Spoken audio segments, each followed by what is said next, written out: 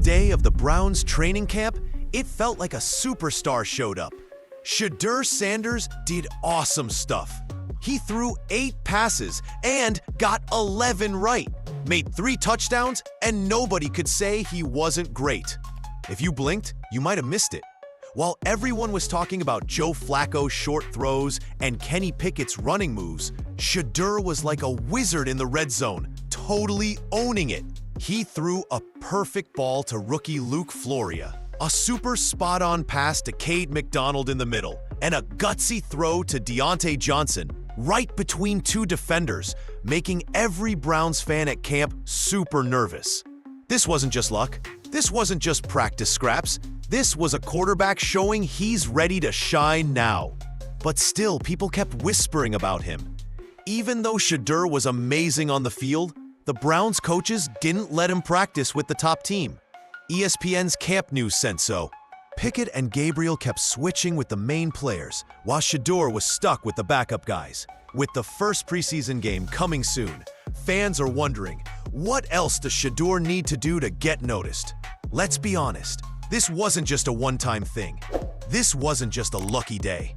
This was a quarterback calmly tearing apart a defense like a pro, with perfect timing, confidence, and super accurate throws that had people on the sidelines saying, "Wait, isn't he the 5th-round guy?" Shedeur didn't just throw 3 touchdowns on day 4. He made 3 totally different scoring plays that showed off all his cool skills. First, he locked in and threw a perfect pass to rookie Luke Floria, leading him just inside the 5-yard line, where Floria caught it super easy and strolled into the end zone. That throw wasn't flashy, it was super exact. And if you saw the video, Shedeur looked so chill in the pocket, like he's done this a zillion times. Then he threw a pass to Diontae Johnson at the back of the end zone. 2 defenders were all over the veteran receiver, but Shedeur was brave and spot on to get the ball right to him. Finally, he threw a quick pass to Cade McDonald in the middle. Fast choice, fast throw, touchdown. That's 3 touchdowns. 8 out of 11 passes, over 70% accuracy, all while not practicing with the main offense. Now, let's look at the other quarterbacks in the race. Pickett threw 2 touchdowns, sure, but he also almost got McDonald hit hard at the 4-yard line with a late throw. Dillon Gabriel had 1 touchdown, but his best plays were short passes and running out of the pocket. Flacco moved the offense a bit closer to the goal line, but he never actually got them there. But Shedeur, he scored over and over and over, and still, his name wasn't at the top of the practice report. He wasn't getting high fives from Coach Stefanski. He wasn't the one the media crowded around after prac. Why? Because Shedeur isn't just competing against other quarterbacks. He's fighting a system that seems set on making him prove himself again and again. And after a day like that, he's totally on his way. But if you think the Browns were ready to cheer for him, think again. How does a quarterback go 8 for 11 with 3 touchdowns and still not get to practice with the main team? That's the big question hanging over Cleveland, like a stormy cloud. The Browns keep saying it's an open contest, but Shedeur is stuck throwing to backup receivers while Kenny Pickett and Dillon Gabriel get to work with the starters. That's not just odd, it's super annoying. The Browns coaching staff, led by Kevin Stefanski, says they're testing everyone. But testing doesn't mean ignoring your best performing quarterback.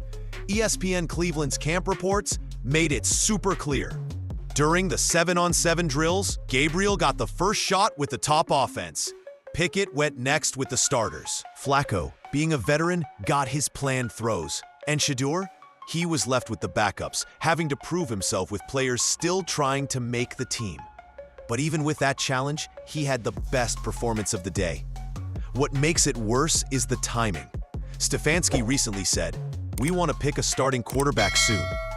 That means time's running out, and Shedeur's not getting a fair shot to show he can lead the team. It's not because he's not good enough. It's because he's not being given the chance, and people are starting to talk about it. Was Stefanski ever really okay with drafting Shedeur? Or is this all about some behind-the-scenes drama? It's no secret GM Andrew Berry wasn't super excited about picking Shedeur in the 5th round. Everyone knows the team's owner, Jimmy Haslam, pushed for that pick. Could this slow treatment be Berry and Stefanski's way of keeping the rookie in check? One thing's for sure, performances like day 4 don't lie. Shedeur is earning his spot the hard way. And if you think this reps issue is the only weird thing about Shedeur's camp experience, wait till you hear about the equipment guy drama. Have you ever heard of a top quarterback prospect throwing passes to equipment staff during NFL training camp? Because that's exactly what Shedeur Sanders was doing just days before his big performance. And if that doesn't sound fishy, then you're not paying attention to how things work in the NFL. While Kenny got to throw to Cleveland's best receivers and Dillon Gabriel practiced with the main defense, Shedeur was off to the side throwing to random staff members. Ball boys, trainers, assistant equipment managers. This wasn't just one drill. It was multiple sessions, caught on camera, and shared all over social media like an embarrassing video. Fans were confused. Critics were mad. And for Shedeur, it was just another day of being treated unfairly. But the way he handled it shows what makes him special. "It doesn't bother me," he told reporters. "You have to understand, we came from a small college to a big one, and now we're here." That's not just staying calm. That's a reminder Shedeur Sanders has always had to work harder. From being doubted at Jackson State to being questioned at Colorado and now being pushed aside in Cleveland. This isn't new to him. It's motivation. And even after that embarrassment, he stepped onto the field on day 4 and threw 3 touchdowns to actual receivers against real defenders with real pressure. This isn't just a quarterback trying to earn a spot. This is someone being set up to fail, but refusing to give up. While most rookies would have gotten upset, Shedeur stayed focused. He made Luke Floria look like a future star. He connected with Deontay Johnson like they've been teammates forever, and he hit Cade McDonald right in the middle like it was a planned play. No whining, no excuses, just playing football. But if Shedeur is earning it the hard way, why is he in this spot at all? The answer might point straight to the team's bosses. Behind all the practice reps and highlight videos, there's a real power struggle going on. One that might not even be about what happens on the field. In Cleveland, the quarterback competition isn't just between Pickett, Flacco, Gabriel, and Shedeur. It might be between the Browns' owner and his front office. Let's talk facts. Reports say Jimmy Haslam, the Browns' owner, was the one who really wanted Shedeur Sanders.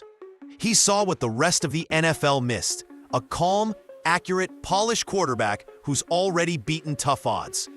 Haslam watched Shedeur break records at Colorado, win the Johnny Unitas Golden Arm Award, and carry himself like a pro with tons of experience.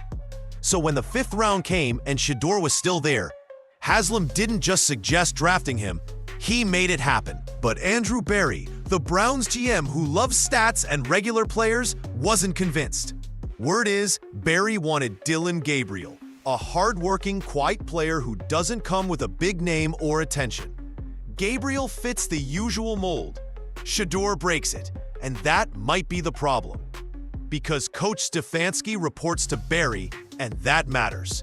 Every practice rep, every quarterback switch, every drill, it's not just about football. It shows the team's internal drama. Stefanski keeps making safe choices, giving Gabriel and Pickett chances with the starters. Flacco gets a pass because he's a veteran.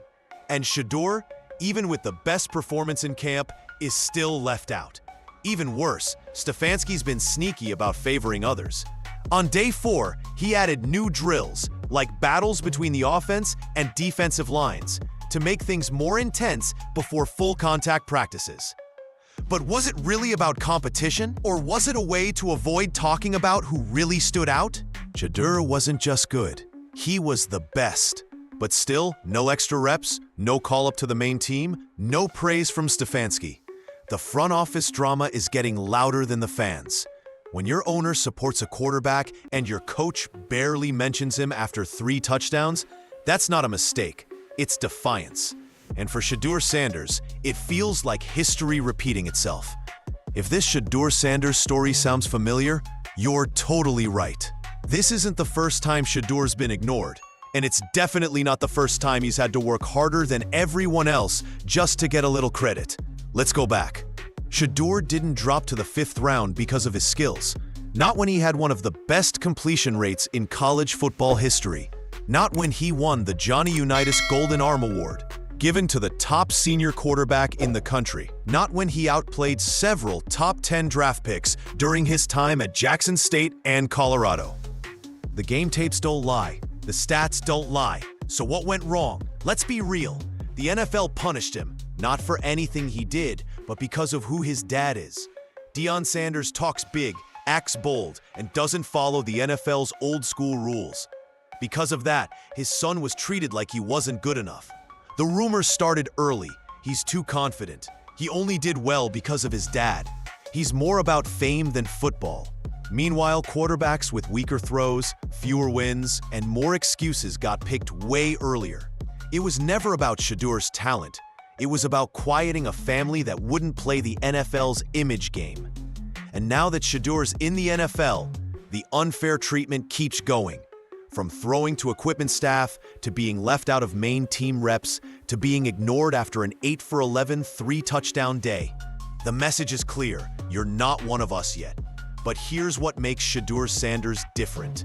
He doesn't give up. He doesn't complain. He just keeps showing up with that same quiet strength. The same patience he showed waiting for his chance in college is showing up now in Cleveland. And every time he performs, the doubts start to fade a little more. Because if talent really mattered, if hard work decided who starts, Shedeur Sanders would already be the main quarterback. And the fans? They're starting to notice too. And they're not staying quiet. You can only ignore fans for so long before they push back. And after Shedeur Sanders lit up the Browns' defense on day 4, Cleveland fans had enough. Social media went crazy with support. Not from news outlets, not from Browns reporters, but from the fans who really matter. Comments flooded X, Instagram, and even the Browns' official posts. The main quarterback is right there, and you're still playing games. Start the kid. He's the real deal. Shedeur's outplaying everyone, and they're still keeping him with the backups. The fans' voices are loud and clear, and they're getting louder with every rep Shedeur takes. Because fans aren't blind. They saw Joe Flacco throw short, safe passes in red zone drills. They saw Dillon Gabriel rely on tricky plays and scrambles. And they saw Kenny Pickett, once the favorite, throwing short passes like he was scared to go big. Meanwhile, Shedeur was throwing deep, accurate, and fearless passes. Browns fans have seen bad quarterback play for years. But what they haven't seen until now is a young, super talented passer showing more skill and discipline than the so-called veteran options. And they're tired of pretending this is still a fair competition. With the preseason opener just days away, the Browns front office is about to face some serious pressure. Shedeur Sanders went 8-for-11 with 3 touchdowns on day 4. The best performance by any quarterback in Browns camp so far. With no excuses, no tricks, just pure talent. And yet, he's still not getting the chance he's earned. So if showing up, playing awesome, and outdoing everyone else isn't enough to move up the depth chart, what is? Because if talent doesn't win in Cleveland, maybe politics do. And the fans are watching.